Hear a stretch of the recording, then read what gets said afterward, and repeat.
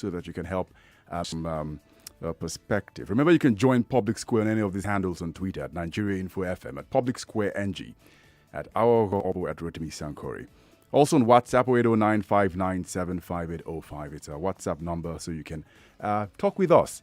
Today, we're going to be focusing on the situation in Mali, asking the question, what does this mean for democracy in West Africa? And we'll be speaking with Innocent Chukwuma first via Skype.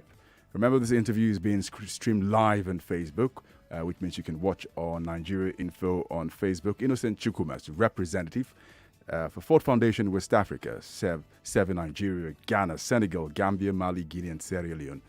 Globally renowned advocate for human rights and global governance, as well as a leading scholar on police and criminal justice. He's led Clean Foundation. We had known him for many years for the work he's done. And it's great to see and speak with Innocent Chukwuma on the Public Square. Hello and welcome to Public Square, Innocent Chukwuma. Thank you for having me. It's been a long, long while I saw you last time. Indeed. An excellent work I know you've done always with the civil society and the work you're doing across the region now with Ford Foundation. So, first and foremost, we're going to be asking a number of questions, which I know that with your experience, you probably would have to help us understand how underdevelopment and unemployment, extremism and instability, the unfortunate situation playing out in Mali, what it means for you in your position with the Ford Foundation. Well, whenever you have a situation like this, the first response of most people is to see it as a security problem. Oh, there's a military coup that have dislodged a civilian government, and the immediate rally should be and rightly to restore law and order, civility, and in the context of West Africa with the zero tolerance on military rule, to return the country quickly to some democratic setup, which are all well and good. But before situation deteriorates to the extent of armed groups, whether military or non-state actors intervening, it must have presented in everyday problems of people, the high level of youth unemployment, the median age in Mali is 13. And if you look at since 2012, when we had the first coup, Mali has been in the news for the wrong reason. It used to be one of those models of democracy in West Africa at the turn of the century. Yeah. But that was disrupted in 2012 when the rebels stopped. And the whole of the north stretching to central region has been affected. I remember one of the things I did when I joined Ford Foundation in 2013 was actually to support an effort to rescue the Timbuktu manuscripts and bring them to Mali. And since then, those ancient manuscripts have been housed in Mali. They have not been able to move them back because situations have not returned to normal.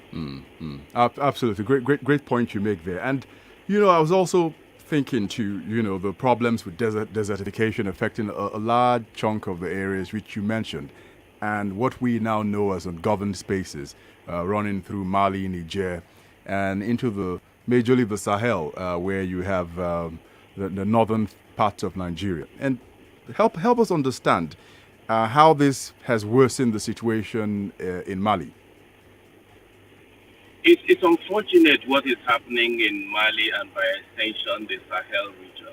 If you know historically, the Sahel region has been a trade route, a flourishing trade route between Western and Central Africa, going down to North Africa and the Middle East. It was also a route for Islamic scholars. I mean, when you see the universities in Timbuktu and the manuscripts that they assembled, many of them written in Arab for centuries. So this vast area that used to support trade and scholarship has now been taken over by armed groups because of vast ungoverned space. We have had successive leaders within the region that have not led their countries well. We have had military rules. We have had rebel groups.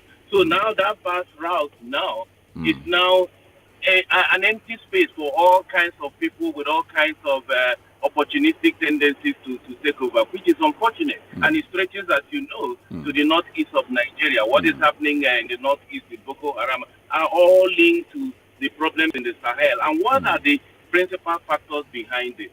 For many years, the Chad basin has been a source of livelihood for young people, for fish and all of that. At some point, the diameter stretched over 1,500 meters. Now it has been shrunk. No, for a time, it was over 25,000. Now it has shrunk to 1,500 meters and still shrinking, which means all livelihoods that were dependent on it are now, left to fend for themselves in some other ways, which is why you are having movement towards the coastal areas, and all the conflicts between farmers, herders, and all of that are coming on the back of the environmental problems that have been left unaddressed for decades because of bad governance in the region. Absolutely. And the thoughts that many people and experts and analysts have talked about, many of the issues facing Mali, you trace also to Burkina Faso, Chad, Niger, and the northeastern part of Nigeria, which we've talked about also too. Is there a way in your work you've been able to look at many of the problems facing these countries and seen whether the same problems apply in terms of intensity? Is Mali worse off than it is with Burkina Faso or with Niger? So that people, have been trying to compare and contrast and say, if this could happen to Mali, for example, in the way you've had the military takeover because of these incidents that festered over a number of years, is it the same thing happening in the northeastern part of Nigeria, Niger, and Chad? That would make us to pause and think again what exactly is going on in terms of democracy and good governance, and people holding their leaders to account and saying, this is what you were elected for. Can you make at least the promissory note count? Well, all analysts that have written and spoken about the latest coup d'etat in Mali have all expressed anxiety about the spillover effect. Not only because the countries in the Sahel region have a lot in common, and they are predominantly Islamic. They have youthful populations that are not carefully engaged, and they tend to learn from one another. So a number of, I imagine, a number of opportunistic the region are watching how this is going to be resolved. And if it is not quickly resolved, you already have two terrorist groups based in the north and central region of Mali who are waiting. If this is not resolved, that could make them to come back again. And we may experience what we saw in 2012 and 2019. And in Burkina Faso, we have been experiencing periodic armed incursions by rebel groups, and also in northeastern part of Nigeria. Underlying all of this is the availability of arms. Some trace it back to the collapse of Libya since Gaddafi died. A number of armed entrepreneurs are able to move their weapons freely, and on the back of arms, it's also drugs. So you have exchange of arms and drugs going on, and if care is not taken, we may be returned to what happened a few years ago, which is where one welcomes the initiative by ECOWAS, the heads of state, to find a way of quickly addressing this. And I also have read a bit about what the European powers, especially France, are doing, because these people are now seeing Mali as a forever war zone for France. But I think West African initiative should take the upper hand. ECOWAS should not subsume itself to any other foreign power, because this, as they say, it's in our backyard. All right, in case you just joined the conversation on Public Square 99.3 Nigeria Info FM, we're speaking with Innocent Chukwuma, Ford Foundation representative for West Africa, which covers majority of the countries in the West African sub-region, importantly Nigeria. And this has been streamed live on Facebook. Got any questions? Remember, you can talk to us on WhatsApp 0809 5805.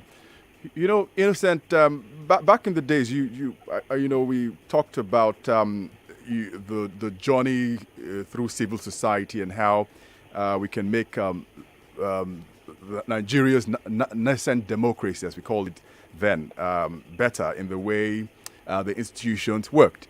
You know, with the work you did, I remember very well with Clean Foundation and the police and the rights group and all of that. And you think about the landscape of West Africa, which is completely changed from what it was in the 80s and the 90s and the 70s and 60s after the independence, where Jack Boots and Beres did hold sway across major capitals in the West African sub-region.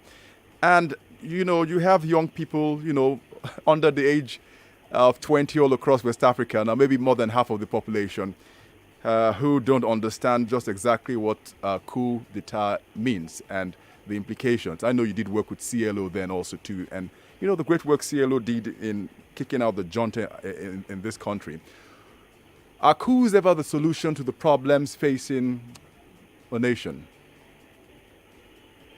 Coups have never really brought long-term solutions, which is why the popular phrase that the worst civilian or democratic government is better than the best military government. But we should ask ourselves, why is coup d'etat still attractive in our region?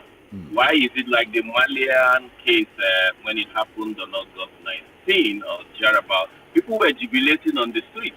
The opposition parties have been protesting for weeks, if not months, calling on Ibrahim Boubacar Keïta's government, who they allegedly rigged or planning to rig the last election, to give power. Interestingly, I met this IBK, as they call him, a few years ago in Qatar. The U.S. has this program they call World Islamic Forum. It holds in Qatar every other year. And that was about the time he came into power newly. And he spoke, well. He was full of passion about what he was going to do. But look at fast forward a few years down the line, the thing you read about is that the son is the one running the country. So when you have leaders who come to power through democratic means on a large popular vote, promising heaven and earth, and when they settle in, they do what they said they would do. It breeds disillusionment, it breeds disappointment, and people start looking for a shortcut approach to remedy the situation, and hence coup d'etat. And they have also found a way of gaming the system. So you see, West African countries under ECOWAS say they have zero tolerance of military coup. Right. But how do they game this? So they will come into power through coup d'etat, quickly announce a transition program that they will go within a year, and within that year or two, they transform themselves to civilian rulers and win elections, which they manipulate, and we are back to business as usual. Yeah. So yes, West African countries need to rethink that zero tolerance. So let it mean real zero tolerance. So if you're a military ruler and you take over power, we will not allow you to transform to a civilian ruler or start running elections, as we saw in Togo and other places. Because with the signal that gives is that even though the region says it doesn't tolerate military rule, but you can start a coup d'etat and quickly retire and run an election. And if you are controlling institutions of the state, such as security forces and the election management body, you may be able to get away with it. Absolutely. So what I want to do, I'll take. I understand you would love to entertain some calls too during the course of the conversation, and so maybe we'll just take in some calls from our listeners to see what they think the threat to democracy with the coup that's happened in Mali, and we're all asking questions. So 0700 993 993 993 again 0700 993 993. I just give you a minute to tell us what you think. So. Mr. Chukwuma, something also I'm thinking about. I know that the young chaps who've taken the reins of office in Mali, in Bamako, I read a piece a couple of, was it yesterday, I think, saying that the honeymoon appears over. Because okay, so I was saying that I read a piece, I think it was yesterday, which said that the honeymoon is over for the young chaps who've taken over the reins of office in Mali, because now you have people who initially were celebrating, like you mentioned, on the streets, asking questions that they haven't been included in certain talks that have happened. So, in your thinking, you perhaps thinking what lies ahead for them as they stay in office, knowing that the longer they stay, oh, we're sorry about that, but we'll try and get back to Innocent Chukwuma. But let me get your calls now, and let's see what you have to say. Hello, and good afternoon. Yeah, good afternoon, Aghogho. Excellent. What's your name, please, and where you calling from? Yeah, this is much from Ikeja. Okay, Mohammed from Ikeja. Yeah. Go ahead quickly, please. Okay. Say hello to your guest as well, Mr. Chukwuma. Yeah. Right, he's listening. Always, his analysis is very good. His own bias. And okay, I don't want to talk about Mali and all this. Let me talk Nigeria, the one that is affecting us. Like he said, those of us from the north, we know that like Chad Basin, there's a lot of opportunity has been gone away. I think the problem is caused by the lack of good governance, honestly.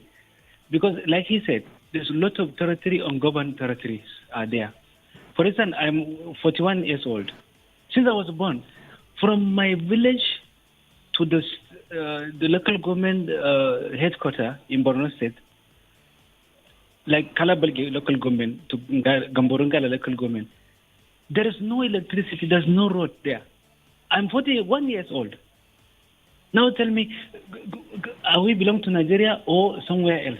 We don't. Some of our people that are not educated, they don't even know where are they, where they belong to. So it's unfortunate. It's very, very unfortunate.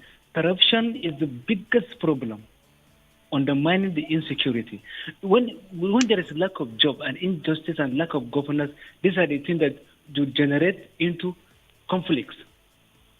That's what I see. So please, I think Nigerian government has to look into that. And I hear the President Muhammad talking about that, like Chad region, that they will have to release the water and all that. So I think they have to work on that. What do you call it? the lack of good governance, injustice. So those are the things that create into insecurity and as well as so many things. I don't know how to explain it, but those are undermining things. All right. Thank you very much, Mohammed Abubakar. And I think Innocent Chukwuma is back and can respond. Take just that call. So I'm sure you had him, Innocent, on what he had to say about the northeastern part. 41 years old, never seen electricity or road in his community. I completely agree with him. Incidentally, I did my youth service in Borno State, a local government called Mongonu Local Government in 1991, which today has been split into two. You have the Mongonu Local Government, and then you have New Marte. And not very far away from that local government headquarters, you have the military barracks and all of it. It's one of the areas taken over by Boko Haram, or where you have frequent incursions by Boko Haram. And at that time, I was what in NYSC, National Youth Service Corps, they call the Corps Liaison Officer. So every month end, part of my assignment was to go to Maiduguri and collect the allowance of copper serving in that local government and come back and pay them, because we didn't have internet banking then. So there was only one road that was motorable, which was the one linking the local government and all the way to Maiduguri. When the road is fine, you can do the journey in less than 2 hours. But when it's bad, which is often the case, it can take you hours. And outside that road is vast, mass, ungoverned desert space. In those days, somebody might have an accident, something involving bleeding by the leg, but there was no way of rescuing him to any close-by medical facility, and the person could still simply bleed to death. And what you hear is a laku, but whenever you hear that and you're on the road journey, you know there has been a fatal accident. And some of those accidents involving people could have been resolved if there were nearby facilities. So the whole area, I've not been there in a few years' time. I know the current governor is doing a lot, but that was my experience when I was serving there. All right. So, Ms. Chukwuma, I'm going to take a quick break. We come back. I just spent another 5 minutes with you so we can get in some, maybe 1 or 2 more calls so we can get reactions to this interview. Thank you very much, sir. All right. It's 99.3 Nigeria Info. We will be right back. Public Square will be right back.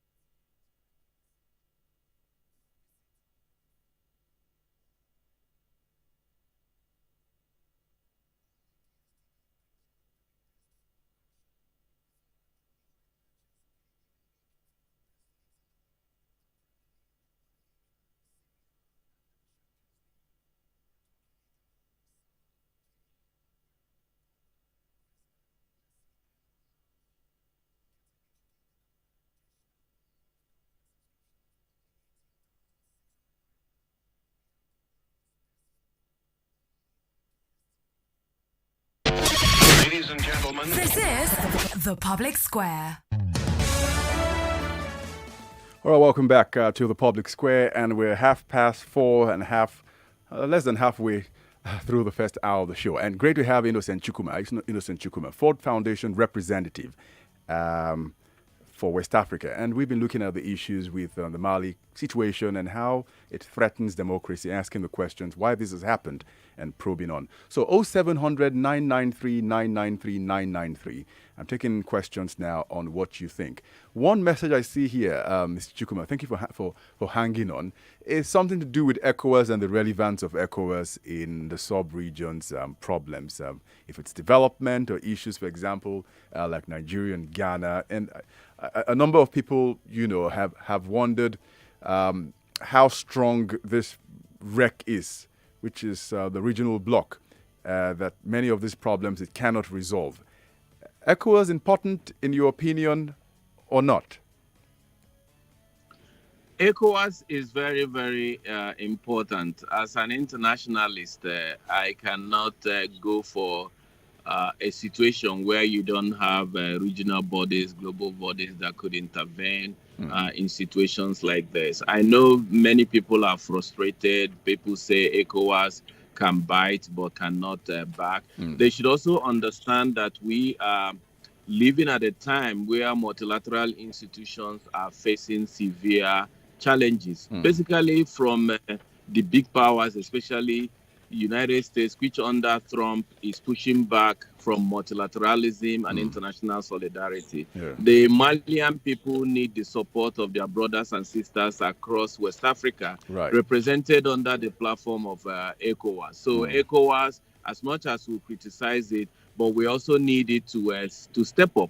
And ECOWAS is an association of member states. It's as strong as its member states. In the past, Nigeria used to carry ECOWAS on its back. We remember what happened in Liberia and Sierra Leone, where Nigerian security forces single-handedly carried the stability of those countries. Right. Today, Nigeria is reeling us on its knees. And with the kind of challenges we have in ECOWAS, in Nigeria, it will impact on ECOWAS. So it requires member countries to step up, the Nigerians of this world, the Ghanaians, the Senegalese and all of, because Senegal is the next door neighbor to Mali. Very true. If things go terribly out of hand, the spillover of refugees will impact Senegal. So all these countries need to rally behind the ECOWAS, commit to ECOWAS, provide it the resources to do this work, because without resources, ECOWAS cannot go it alone. All right. Thank you very much. We'll have to leave it at that. Innocent Chukwuma, it's been a pleasure reconnecting with you and having you join us on Public Square on 99.3 Nigeria Info. Thanks a lot for having me. All right. Innocent Chukwuma, Ford Foundation representative for West Africa on the Public Square. The doors are open to him anytime he wants. Thanks, sir. All right. Okay, so the next phase of the discussion, we are now going to connect with Paul Ejime. Paul Ejime is head of communications, ECONEC. And Paul is a great senior colleague. And many of the elections I've covered outside the country are elections within the West African region. I have met Paul Ejime there. And Paul Ejime is a foreign affairs expert, is also the head of communications, ECOWAS Network of Electoral Commissions, which is an umbrella body of the West African election management body. So he's seen a number of elections in his lifetime and been part of all those reports that have been done. Great to have you join us at the Public Square, Paul. Thank you, and welcome, listeners. Great. And listeners, you can also send messages on WhatsApp 0809-597-5805. And as well, join the conversation on Twitter at Public Square NG at Nigeria Info FM. Paul, your Twitter handle, please. At Paul Ejime 5. Okay, at Paul Ejime 5. You can tweet at Paul also too, and we can have all those comments. So first and foremost, I was telling Innocent Chukwuma, who is with the Ford Foundation West Africa, saying that we read an article some time back saying, just yesterday, saying it appears the honeymoon is over for the guys who've taken over in Mali, because people are beginning to ask questions. What's the next stage? But before we get into that, I know you have a lot of experience with Mali, having observed the elections, and people have raised questions on what exactly were the standards for the elections which were conducted that got Ibrahim Boubacar Keïta into office, and suddenly the opposition did not think it was such a great election, and certain things or standards they felt were not met that had necessitated those protests that happened and eventually led to the military takeover in Mali. So, first and foremost, the electoral process in Mali, in the times you observed it, did it meet the standards, free, fair, credible, transparent poll in ECONEC's observations?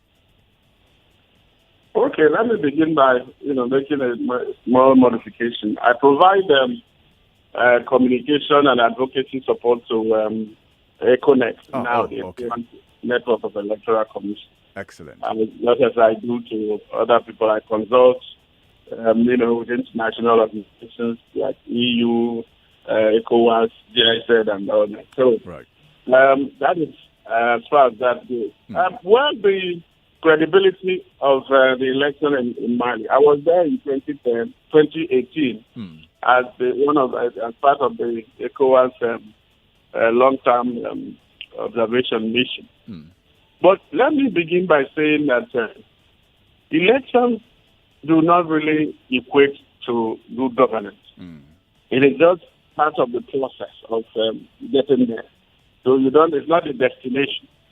And then, so if anybody is thinking that, well, if the election was right, if it was credible, it was transparent, that government is a guarantee that you are going to get, good governance. I mean, there is no guarantee. And so that is what has happened in so many places. In the case of Mali, it was as transparent and as credible as can be. After all, he won. The election went into second tour. He won by 67%. So it wasn't. There wasn't so much dispute. But already the atmosphere has not been. It's been poisoned. The political atmosphere by a lot of things. And by the way, the man that ran against Keita in 2018, Sumaila Sise, he has been kidnapped. Yes. In August or so or July, and he has not been found. And that is part of the problem. They say it was armed men, but that underlines the security challenge that Mali has. That is part of the problem, insecurity. And then you now go to economic and political issues, socio-economic issues. There is poverty. There's also unemployment. There is the allegation of cronyism, corruption, and nepotism against the government of Keita. And on top of that, by the way, the international community is there in number. The UN has between 13,000 and 15,000 strong mission in Mali. Called MINUSCO. The French, they have about 5,000 troops under the Macan operation. AU is also there present. They have representatives under what we call Sahel, mission in the Sahel. And a lot of things. The Americans, EU and others, they are helping to train Mali under the American African Command. So there hasn't been the short of international involvement. But why they have not been able to assist Mali to stop insurgency, terrorism, and particularly in the north. Even today, as we speak, there was a shootout a few days ago between French troops. They shot and then killed one civilian, and they were saying that they had this is near Gao, some 50 kilometers from Gao, and then it was said that in the north of Mali. The army, French troops were saying that they asked the truck driver to stop. He did not stop, and so they shot. But the owner of the truck is contesting that. Anyway, that is to tell you the kind of friction that exists. This is in the north. And then you move to the center of the country. It is also part of, it is insecure. So whoever is in Mali, the government of Mali was there in Bamako, but was not present, or was not in control of, effective control of the north and then the center of the country. So there was instability and then insecurity, which President Keita had promised to tackle. He came to power after the 2012 coup, election he won, and had done years, first mandate of 5 years. And he won this re-election in 2018. I was now protesting this under the second term. That is almost 8 years. And he has not been able to bring the secessionism insurrection. There is the northern Mali, there is the Tuareg, the Arabs, they are seeking for independence. And because of the fragility and the volatility of that part of Mali, north, it's become a hotbed of, all manner of, militant groups, Al-Qaeda, ISIS, ISWAD, and even Boko Haram. So that is the crisis. So elections cannot equate to, they can hold as many elections as regularly as possible or as transparent as possible. Right. But that is not going to. After election, you now go to the brass task of governance. And here, Keita has failed, and that is why he's having issues, and that is why the military struck. And then, but like I keep saying, the international community does not have the appetite for military coup d'etat now. Absolutely. But what can they do? To prevent them from coming, the politicians need to govern, with transparency, and then take care of, look at the contract, the social contract between the government and the governed, providing the basics, medical care, socio-economic jobs, making the welfare of the people, and then providing security of life and property.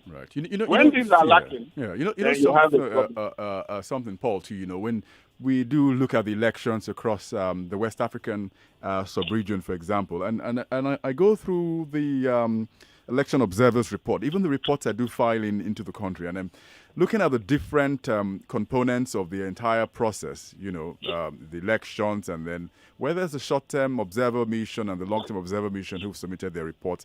And I look at the consultation that's happened among the different bodies with the opposition, with the electoral body, with the security forces, what's the debates that are happening, is the debate, is it fertile enough to look at all the issues, is the opposition, what exactly it should be? Are they looking at all those sort of issues? These are the things that make a democracy to thrive in a way where you expect whoever emerges has his job cut out to do because of this social contract he has to fulfill, or the pressure coming from the opposition to say, hey, even though you won, we're going to be watching exactly what you're doing because we're going to run some sort of shadow opposition party to, put out alternative means to make sure that whatever you said you will do, if it doesn't happen, we'll make sure we get you out in the next 4 years.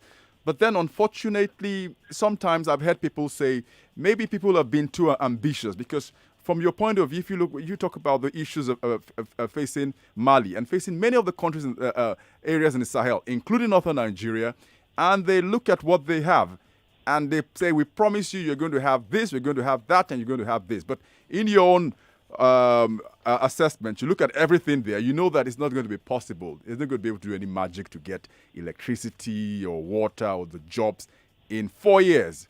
So, what should you say, Paul? People being too ambitious or expectant from politicians when they say we're going to make things happen at the elections?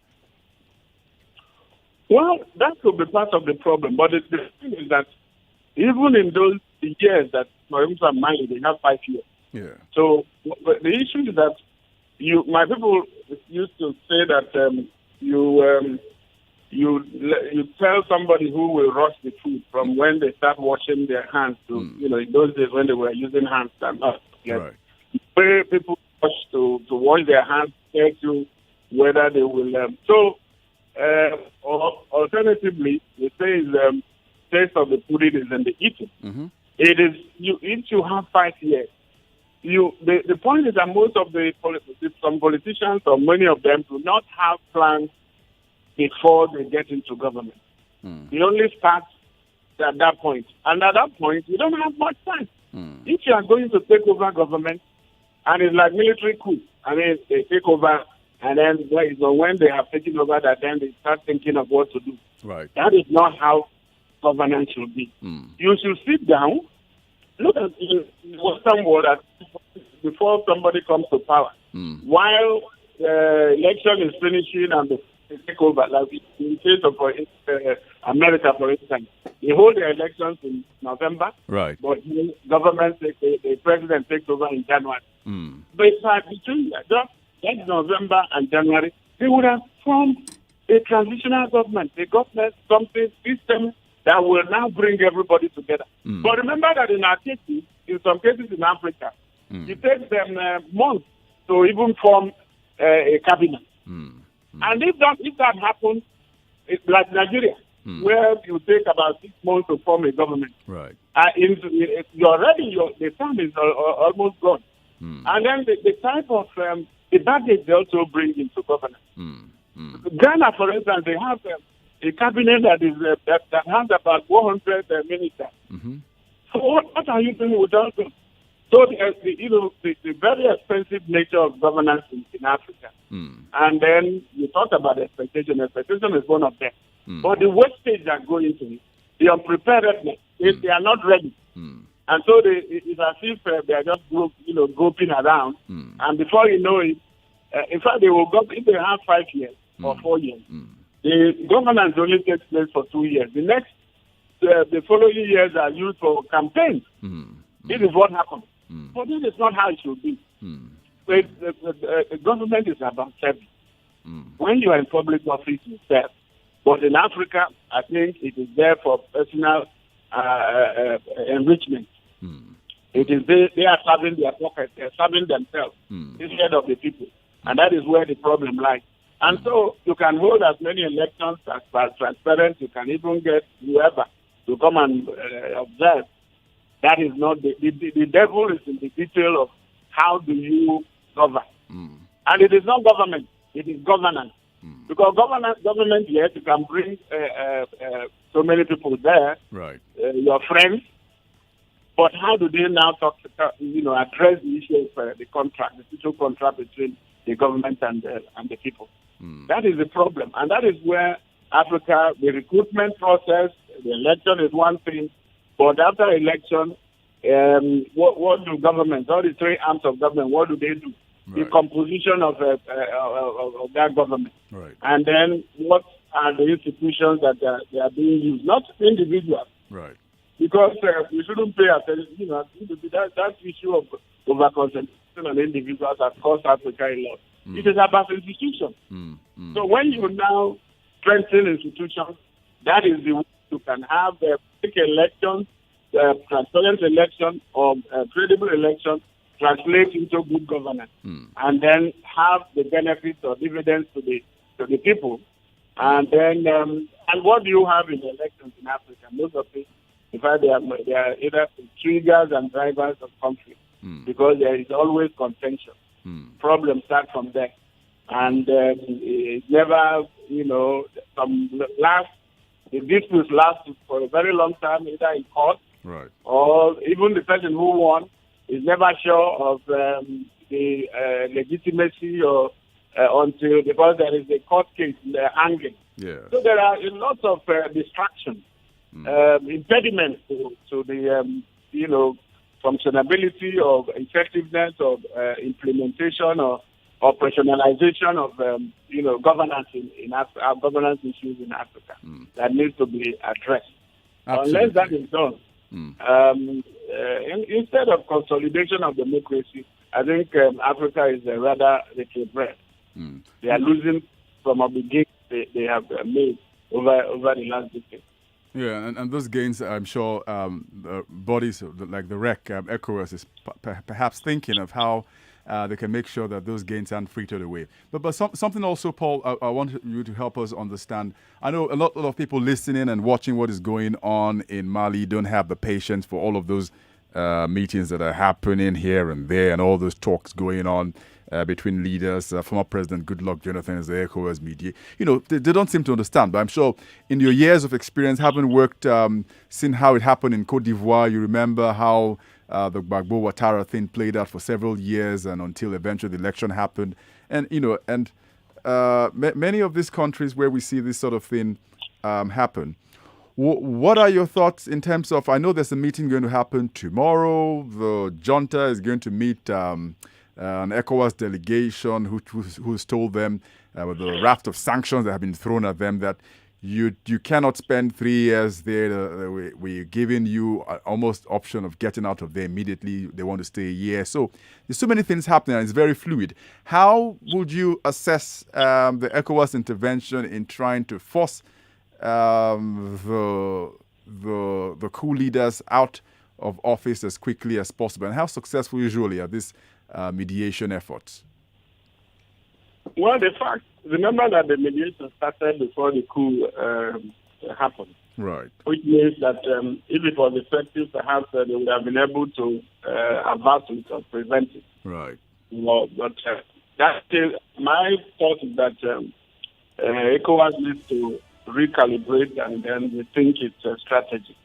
I think it's not working. I mean, they were focusing rather on having maintaining an incumbent president that he was elected constitutionally, maintaining constitutionality as it were. Right. But they were not. It didn't seem as if they take into consideration the feeling, within the country, and that was perhaps while the former President Jonathan was reporting to President Buhari after his mission, I think after the second trip, that was when the military struck. Right. They didn't believe. They said the opposition rallied and said that they've had enough of theater. But ECOWAS was now insisting, no, he cannot go. And that was why the military now came and did for this population what the mediation couldn't get for them. That is getting Keita out. But that is not there is no rubber bullet there. Absolutely. It's silver bullet, as they say. So it's getting, because the fixation of regime change or getting somebody's personality out has never worked. You look at Libya, you look at Zimbabwe, and so many places. It is just replacing one evil with the other. Exactly. So what happened with the ECOWAS mediation, and it's still happening, they can meet, but they need to reconcile the internal factors, forces, with international feeling or international demand. It's not enough to sit outside and then begin to throw sanctions or whatever. You need to go in, understand, talk with the stakeholders inside, and know where you can meet them halfway, and be able to flow with the feeling. Instead of working as a court purposes, because that is not going to help. You can impose, you can do whatever it is outside, but when it gets in, the Malians, they wear the shoes and they know where it's going. But Mali certainly needs international support. Let's face it, because it cannot help itself. That is why even the level of investment, MINUSMA is spending more than 1.1 billion US dollars. Look at that. They have in Mali. France is spending about more than 800 million US dollars to maintain its profit every year. That is a huge investment, both in finance and then human capital. Right. So, but you cannot filter all that and allow Mali to remain what it is now, almost a failed situation, and that cannot help itself or help the Sahel or ECOWAS. Because what happens there, if that crisis is not resolved, if it's not handled properly, it can spill over both across the Sahel and then in West Africa, in the ECOWAS region. And that is going to be terrible. All right. So the ECOWAS needs to look at its strategy once again, and then it gets it to make it more piercing, very effective, inclusive, and also effective. Right. All right. So we'll leave it at that. Thank you very much, Paul Ejime. Thank you very much. Excellent. Paul Ejime, ECOWAS Network of Electoral Commission, as well as Foreign Affairs expert. Great to have him join us on the Public Square, as always. We're going to take a quick break. We come back and then we can talk some more. Well, first the news headlines, and then we'll get back to you. Please stay with us. Public Square will be right back.